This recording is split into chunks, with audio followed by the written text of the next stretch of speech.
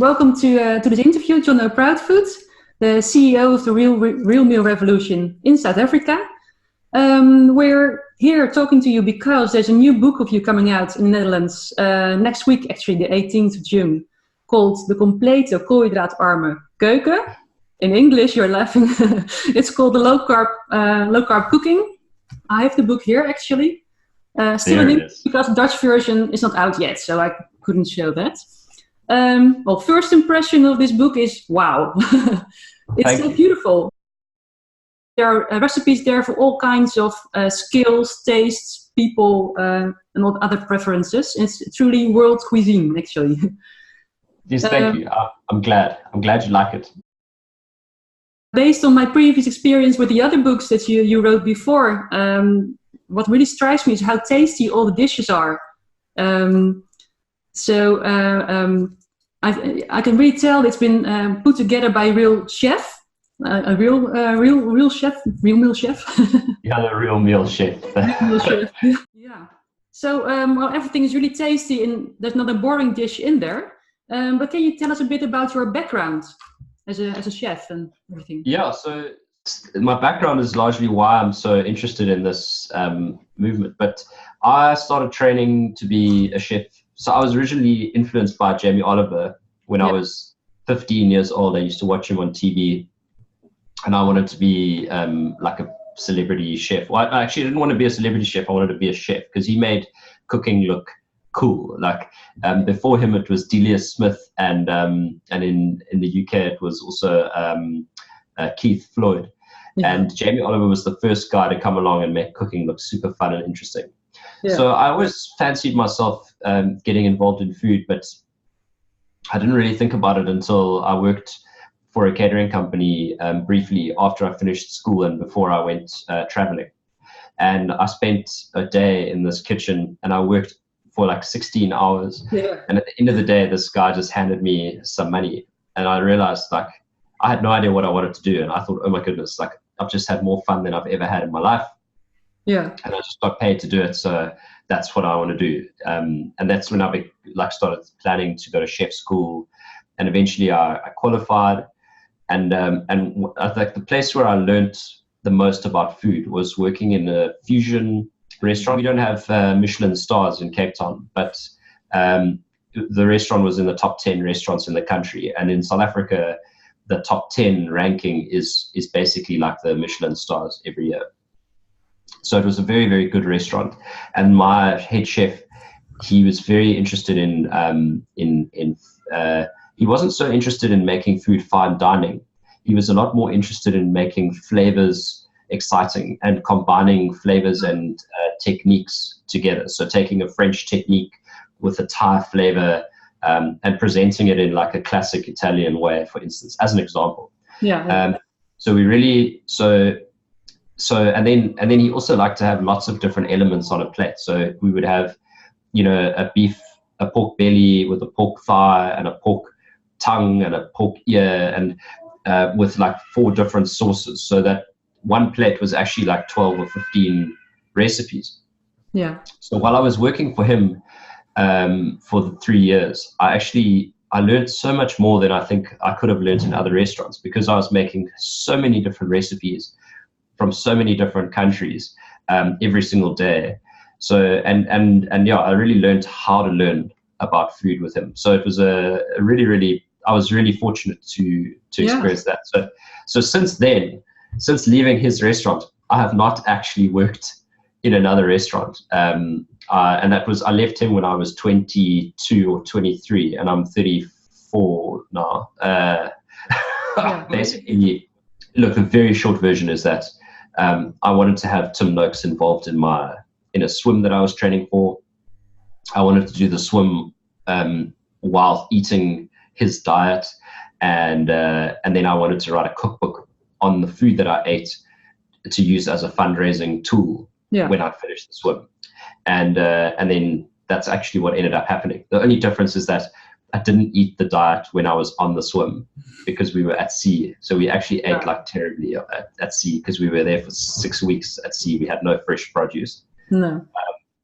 And it wasn't actually, it didn't end up being an athletic cookbook. It ended up being a like a delicious family cookbook. But that's the short version. And we raised about about 100,000 euros for the charity that we were sewing for through the book. Yeah, good. And we managed to finish our swim. So the swim that led to all of this stuff happening was a swim from Mozambique to Madagascar. And so it's it's about 450 kilometers. Cool. So while the book was like in the height of its publicity, because in South Africa it went nuts. We sold 300 and something thousand copies. It was one of the fastest selling books in the history of the country. And in the middle of all of that, I took 6 weeks off to go and swim 450 k's, from Mozambique to Madagascar. Wow. I noticed in the new book is that there are some Jonnoisms, but also some extra explanation about the kitchen utensils and the preparation. I think that's really helpful when switching from a junk food lifestyle, as I call it, to a lifestyle that's full of real and fresh food. Yes. Did you find it was necessary to add this to your book for your readers? Yeah, I think so.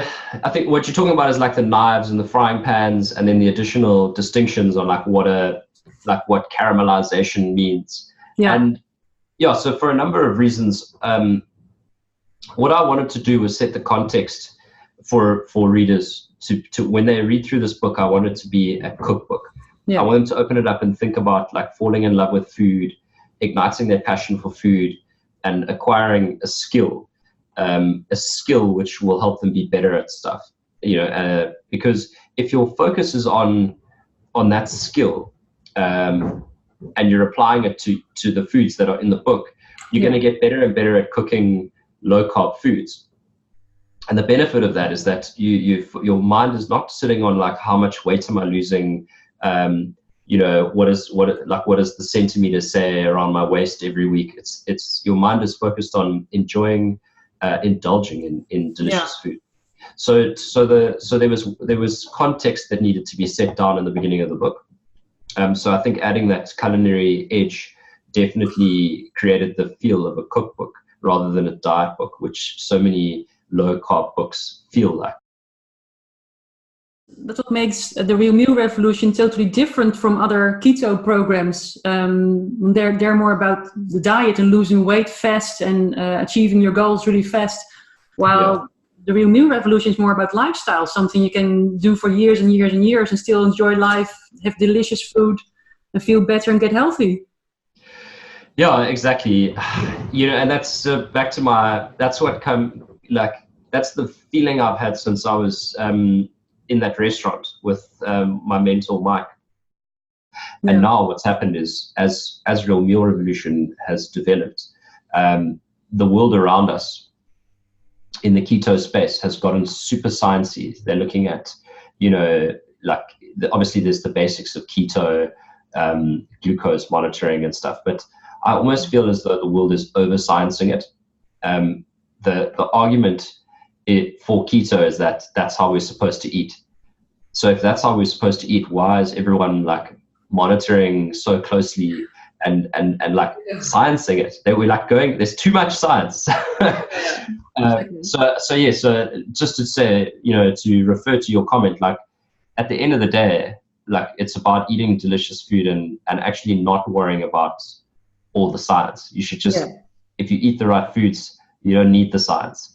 And what we're here to do is try and make it as delicious as possible. Yeah, and that's what you succeeded. It's really delicious. Nailed it. That's really not what I realized about this book is that it has complete dishes, but also like separate building blocks you can use, like vegetables as a side dish, or some meat or poultry or seafood you can add to it. You can choose from the book. Some marinades or sauces or other dressings, even beverages. I really like that. Thank you. Because I get a lot of questions from people from what can I drink? If I want a special drink for a special occasion, what can I drink? And they all come up with water or something special. Yeah. So I'm really glad to see that there are some really good recipes for special drinks in there as well. So that's what I really like, the building blocks. You can compose your own meal with several recipes. So the building blocks are definitely, they were planned. We have an online program which you're familiar with, and one of the benefits of having a great relationship with our publisher is that we get to put all the recipes from our books into our online program. Yeah. So one of the things we think about is not just, are these going to be delicious in a cookbook, but are they useful for people to put into meal plans? Like, is this something that someone's going to eat like on a Saturday or a Monday night, for instance? Yeah. And so we had to strike this balance between like, what is delicious enough to publish in a cookbook, and then what is like practical enough that someone would cook like every single day. So if you look at something like broccoli, you'll see there's broccoli sauteed in butter, which is like a standard Monday night supper. But then there's also broccoli that is roasted and then served with like shaved parmesan, which is sort of slightly more advanced, slightly more expensive, and that's something that's worth putting in a delicious gourmet cookbook. So we had to like toe the line or tread carefully between like going too practical and simple, but also being like too crazy, delicious, like wow, out of this world, because we wanted to try and like keep that happy balance. So what we've landed up with, I think, is almost like a massive Lego set of all these different dishes and meats. Yeah, so that's really good about this book. It's very complete. So you can, like to say, you just said it's like a giant Lego set. Yeah. You can build your own menu. Yeah. I was really impressed with the book, actually. Thank you. Yeah. Thank you very much. Yeah, so I'm glad. What's your personal favorite dish? So I like very rich, filling foods. So my favorite section is probably in the offal section. So I really like the sweetbreads. I find sweetbreads to be like incredibly rich. So there's sweetbreads with capers and butter. Oh, right. Yeah. Yeah, and then there's smoked roasted bone marrow with gremolata, which I also really like. Yeah. And then the sausages are the best for me. Like the sausages, there's like a bangers dish, which is like British pork sausages cooked in like a leek and mustard cream sauce.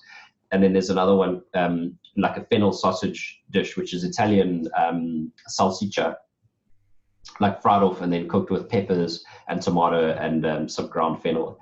So those two are You're making me hungry. Stop it. So what would you say to people who are still hesitating if they should buy this book or not? Oh, I mean, yeah, I'd say like ask yourself, if you want to go on a health journey that is like the furthest thing from a health journey, that is just like an adventure into creativity and passion and sharing delicious food with the people you love, then I would say this is the book for you.